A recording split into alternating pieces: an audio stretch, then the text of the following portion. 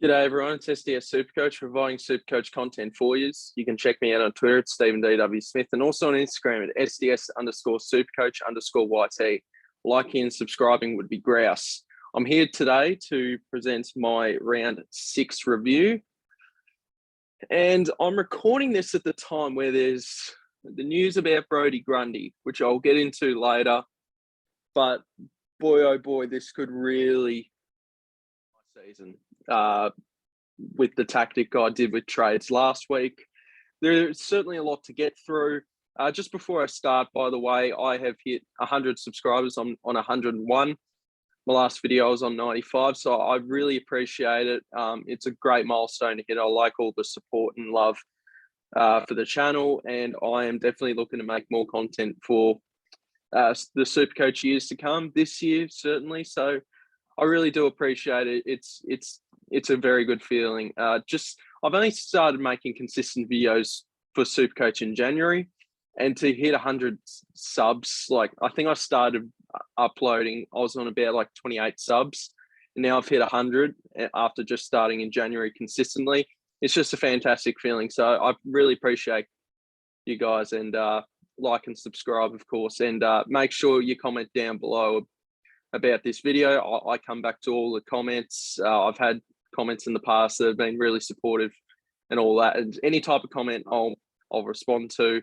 And yeah, anyway, all that's through. So now let's worry about this round review to start with, and then I'll worry about the trades later. I'll just go through my team. So we scored 2,194. We're in the top 12% overall in total score. 6 out of 10 wins is solid. Decent week for me. I've gone up 1,454 spots. Getting a random call from Italy. Gotta love it. So our season rank now is 18,903. With 28 trades left. Our team value is 12,276,700. And yeah, good solid week. Let's just hope we can build on from this, but I don't know how I'm going to build onto this with the Brodie Grundy news. So, but let's worry about the round so far. Then I'll talk about trading. 6 out of 10 wins. Thank you. All right, so Jack Crisp on Anzac Day. In fact, I might do this quick-ish because I'm doing this on a Tuesday. I kind of want to talk about the trade the trades I'm going to do, but I'll go through this as quickly as I can. So Jack Crisp, 103, started on about 70 at halftime, and then he dropped off to about 103. So pretty average second half, but I like Jack Crisp, and he's a very solid option. George Hewitt might be player of the well, not the best player this season. Like I think at the minute that has to go to Patrick Cripps realistically, if you ignore the injury. But he's just been unbelievable, playing a really good role at Carlton, and he's really challenging and there's a good chance he becomes D1 at the end of the year. So congratulations to anyone that got him early or got him at some point. I mean, he's still not a terrible. It's lucky because he's still not a terrible price. If for whatever reason you haven't jumped on at this point, I'd be jumping on ASAP. Jaden Short, yeah, he's going to have a couple of weeks where he drops in price, but 111, as I said last week, just get him back on the MCG and he'll be flying. And who's he got this week? He's got West Coast away on a 5-day break. Yeah, we'll see how poor old Shorty goes. Lockie Whitfield, yeah. My original, again, I'll worry about trades at the end, but yeah, Lockie Whitfield still on my side.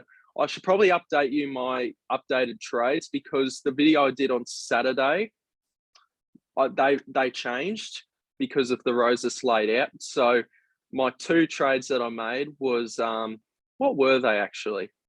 Just give me some, just let me think here. Hobbs, I went early on Hobbs, regret it, but not much you could do unless you held Roses, which was probably the right move. So Hobbs in, and so was good planning, Steve. I've blanked here, and yeah, someone else in. I just can't quite think it off the top of my head, but yeah, Hobbs came in. I know Ward came out and Horn Francis came out. Oh, Heaney and Hobbs in. And I traded out Ward and Horn Francis. So I actually kept Gibcus, and look at that, he scored 102, but on my bench. But his cash generation now is reset basically, so that's great to see. Anyway, back to Whitfield, 65. I don't want to talk about this bloke. Nick Dyke, I'll just say in the fourth quarter when he was moved to the wing, because he spent the first 3 quarters like half forward-ish. On the wing, he scored fantastic in the last quarter. So let's just pray that Leon Cameron just keeps him there where he scores best and where he plays best realistically, even though he's a terrible kick. Nick Day cost 71. His break-even's pretty high, but he's the least of their issues, to be honest. I think there's a good chance he can still get to 400K. Paddy McCartan, poor bloke, got concussed. I was watching the Hawthorn game. It was just shattering to see in the rooms that he was just looked deflated. But luckily, couple of things on Paddy McCartan. He actually failed the concussion test based on nervousness, because obviously he's had these issues in the past, and he was just really scared about being concussed again. But he wasn't actually that bad. It was a minor knock. Throughout that game, he was going in contests. He was hard as a lolly on your grandma's coffee table, and it's just so good to see like how much courage he has, even with the past issues. So, but Paddy McCartan, but the other thing I'm going to say is, I think so. Next week who have they got? They got Brisbane. So obviously he'll miss that. That's a 6-day break since Sydney played on Monday. But another thing to say, so I think it's 12 days. I could be wrong. But round 8, I will just pop on here. They play Gold Coast on a Saturday. They play them on a Saturday, and that's 12 days. So I'm just wondering that you might actually miss 2 games. And if that's the case, that's obviously not ideal. But I think regardless of whatever, I think Sydney are going to be extra cautious on the McCartan situation. So my guess would be, whether it's in the rules or not, he will miss 2 weeks. Back-to-back 6 days, that's not ideal. Mitch Hinge, he played in the VFL, the Sandful on the weekend, which obviously means he is not locked into that best 22 anymore. He's a sub-risk. He's an emergency risk, which is not good at all, because I think Adelaide are fantastic I reckon he is best 22, but he got 15 touches, got it behind in the Sandful, and that's obviously not a good sign. So, again, I might not even trade him.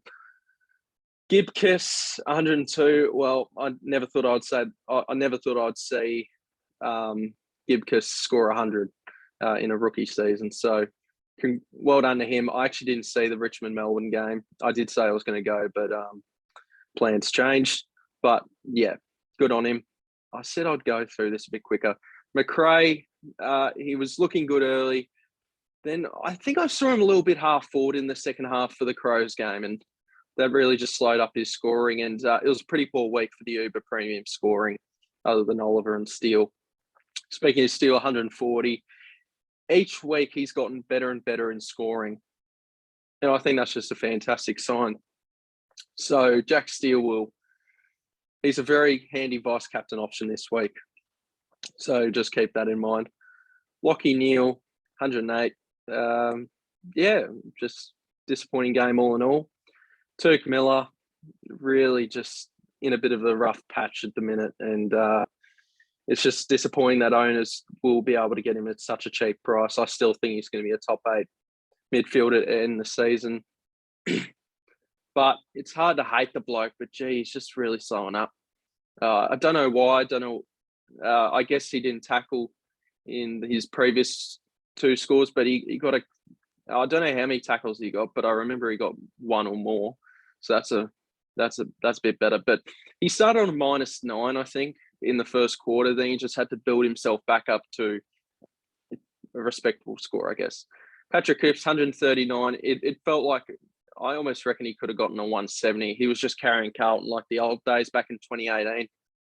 Very, very good performance by Cripps and Hewitt. Hard to say for the rest of his teammates.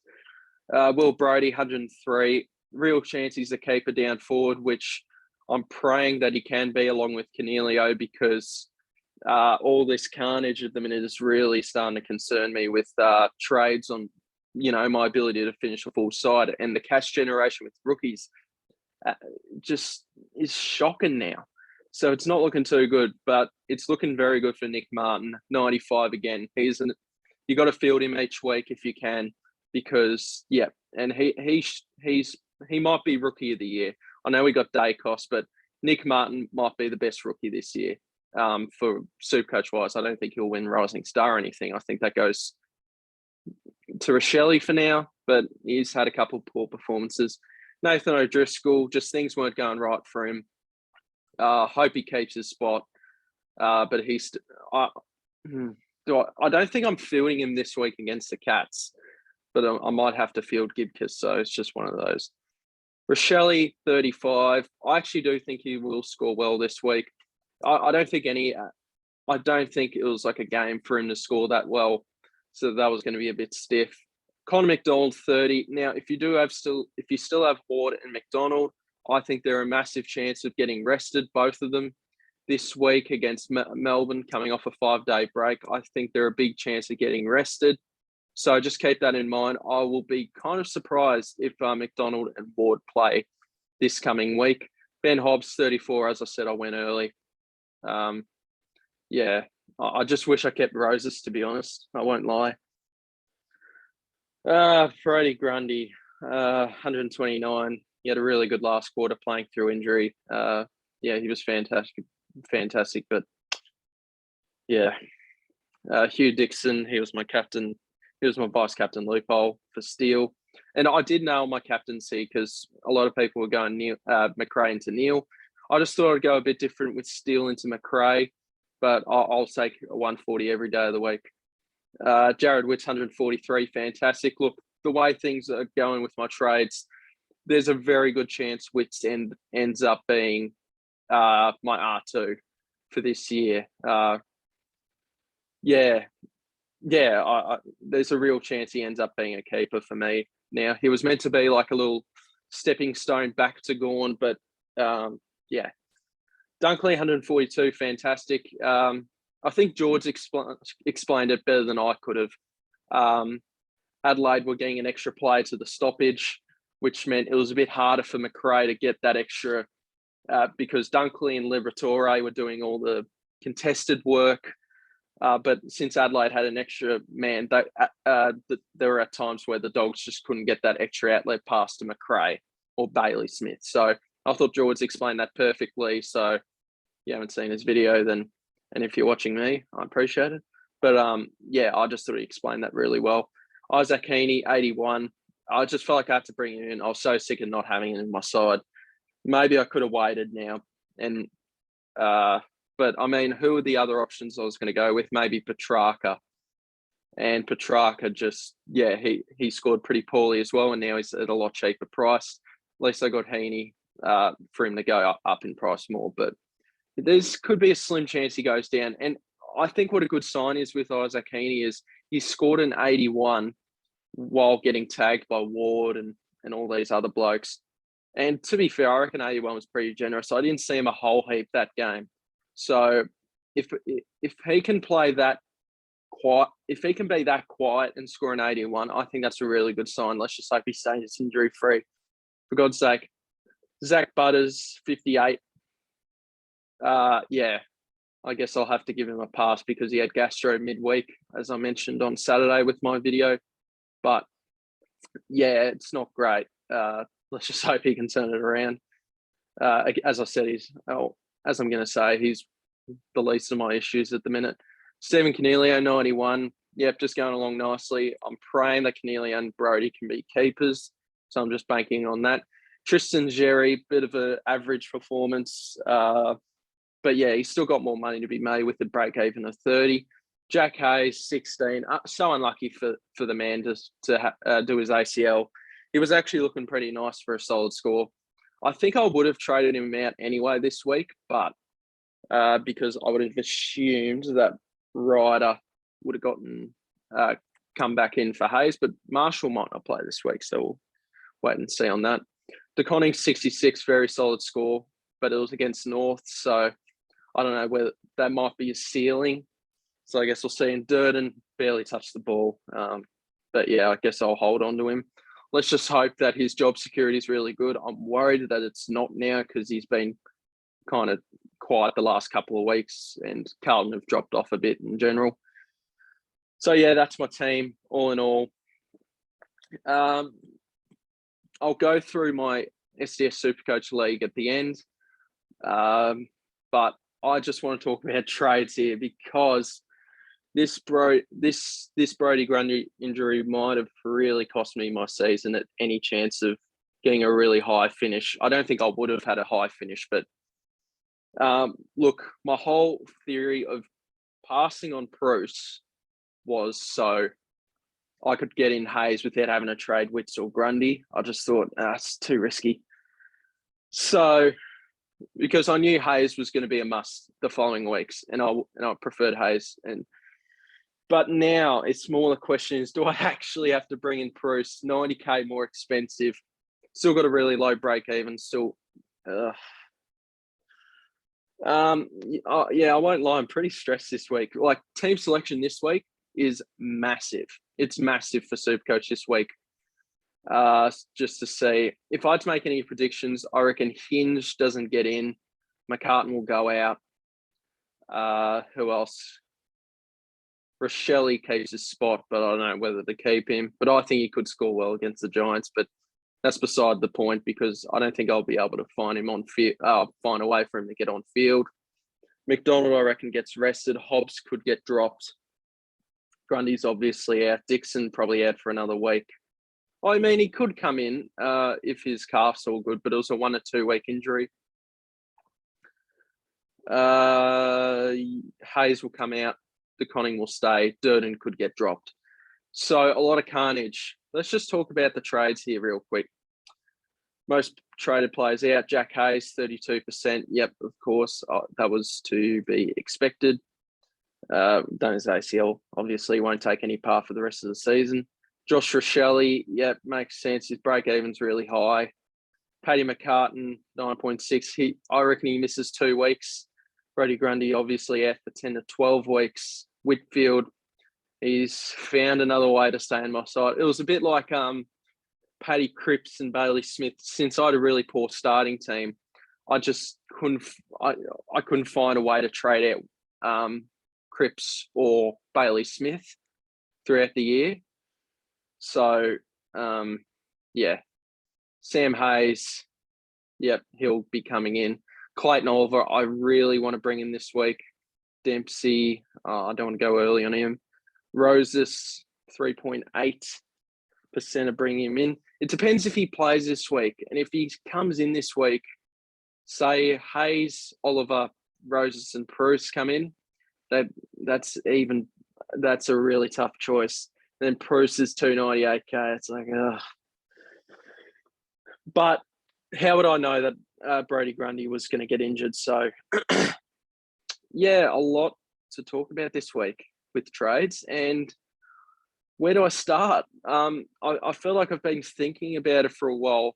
Ever since I heard the Grundy news, it's like, how on earth do I pull this off? Anyway, I haven't got anything set in stone, and I probably won't have anything set in stone until team selection, where we find out if Roses gets picked.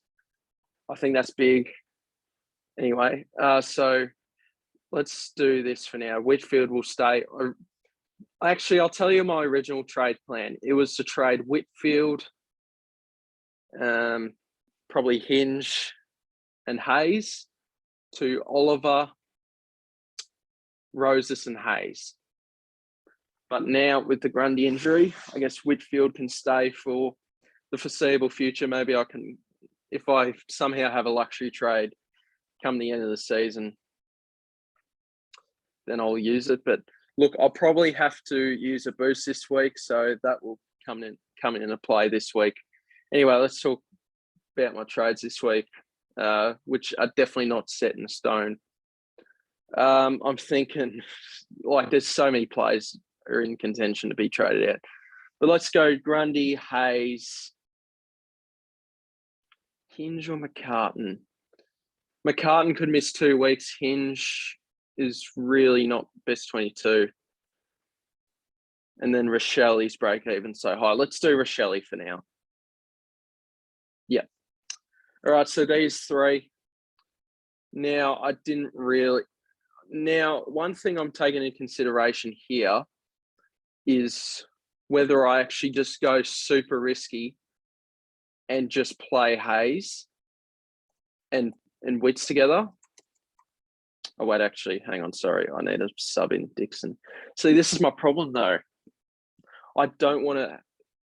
hang on. Maybe I can work I can work a bit of magic here to just make sure that I can have which is why if Roses gets picked, he's very tempting because he can be my F6 because no chance I'm fielding DeConning or Durden.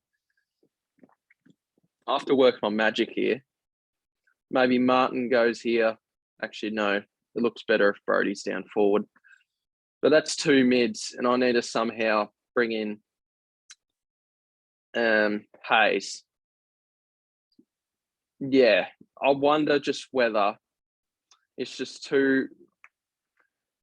It's not a position of it's not a good position to be in, but I just wonder whether I just.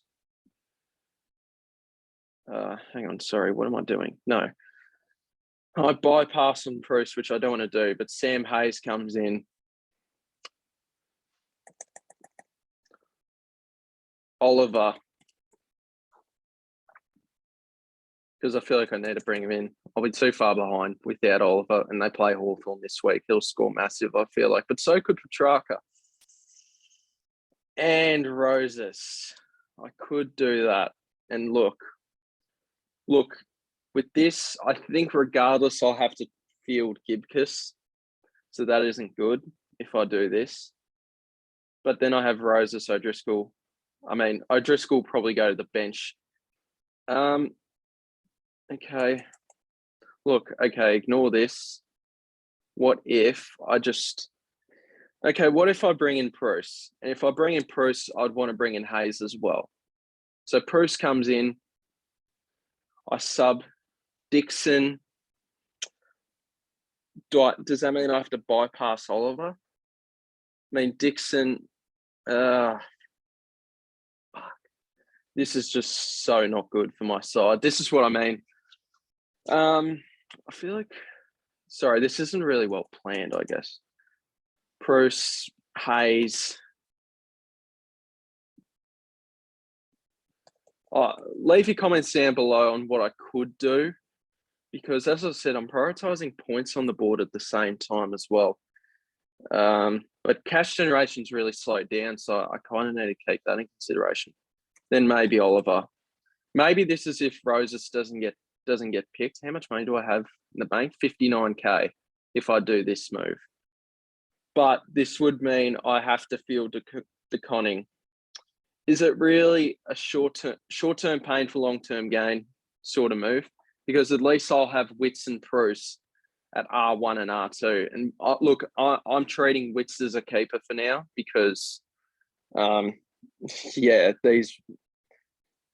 it's not a great position to be in. But if I did that, unless I miss on Oliver, but I feel like I can't afford to do that. I feel like Hayes and Oliver, I feel like I have to bring in. And then Grundy, Hayes, I have to trade out.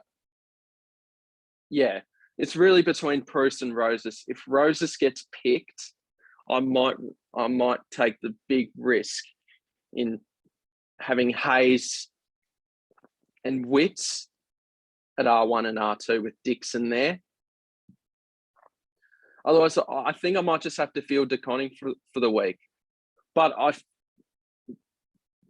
Hayes is going up against Ryder. And we've seen Hayes the past couple of weeks. Hayes went up against Pitternet, who sure he's a solid ruck, but he isn't a great ruck. And then Hayes this week went up against Bailey Williams. And yeah, I'm just worried that he could score poorly against Ryder, but he does seem like he could score pretty all right. It's just whether I can trust him to be my R2 for the foreseeable future. If I had to choose between the two, if Roses got picked, I might bypass Bruce again, but that's just so risky having Hayes.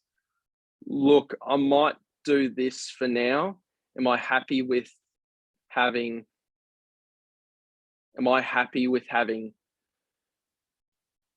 DeConning on field for the week? Because I don't know how else I'm meant to. Yeah, because unless I trade out a defender instead of Rochelle. Yeah, look, if I did this, it would look like this. It would look like this. And for captaincy and vice captaincy this week, I'm very tempted to go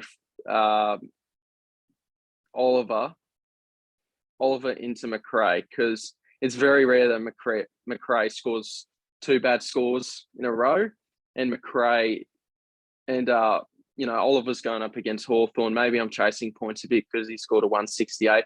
He scored a 168 against the Tigers midfield, which isn't too flash. So McRae. Now I could bypass Oliver and bring in Gawn, but Gawn's 658k. I might just have to wait for Bruce to go up enough in price. I think at that point Gawn will drop a little bit, hopefully to a pretty healthy price.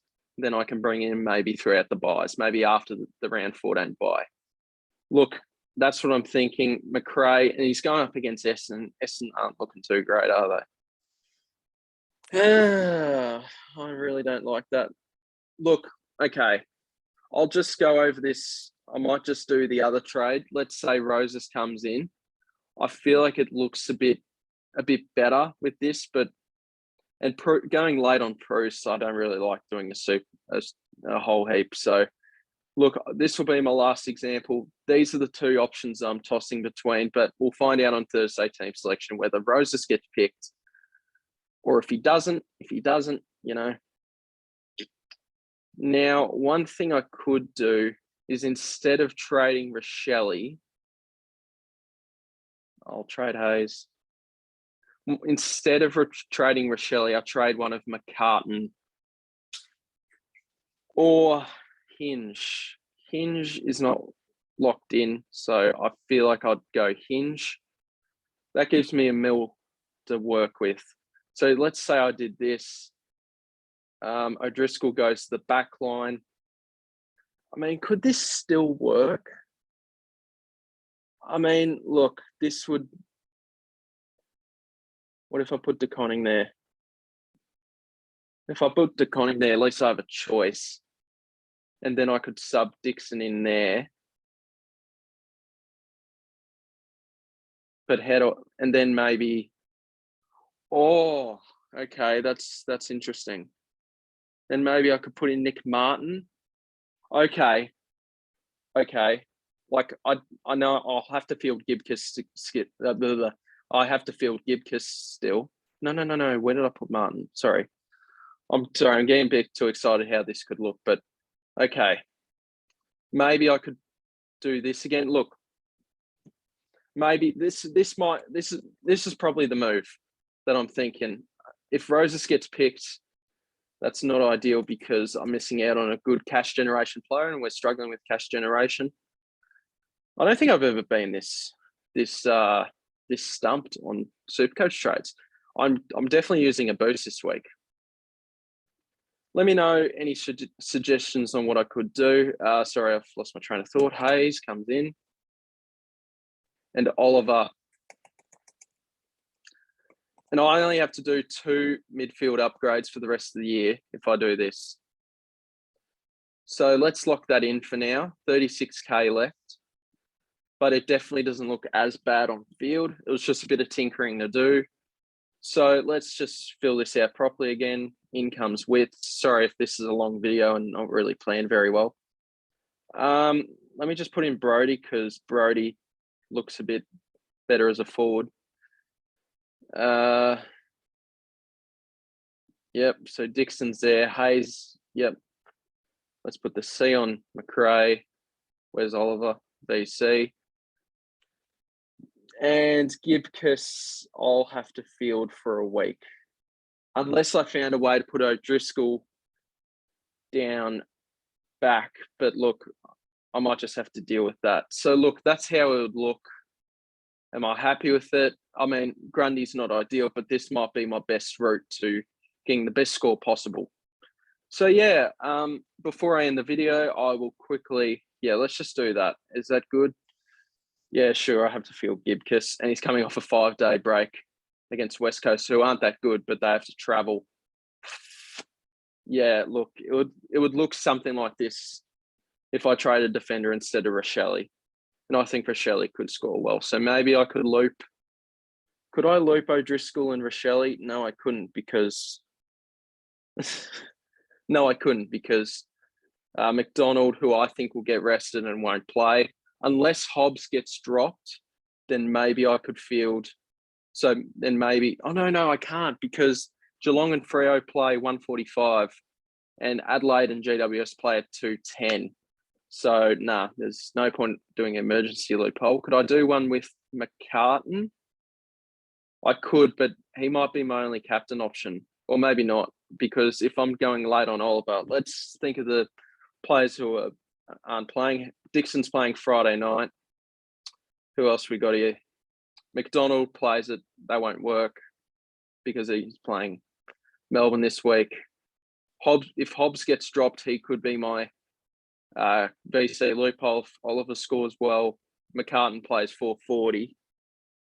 But yeah, look, I'd like to do an emergency loophole with Gibcus and DeConning on Friday night. But if McCartan, I guess it could work. I'm just not really planned out very well. Anyway, let's go through my SDS Supercoach League for the week. I got the dub this week up against Aspect, so that's good to see. I'm 7th at the minute, so that's good.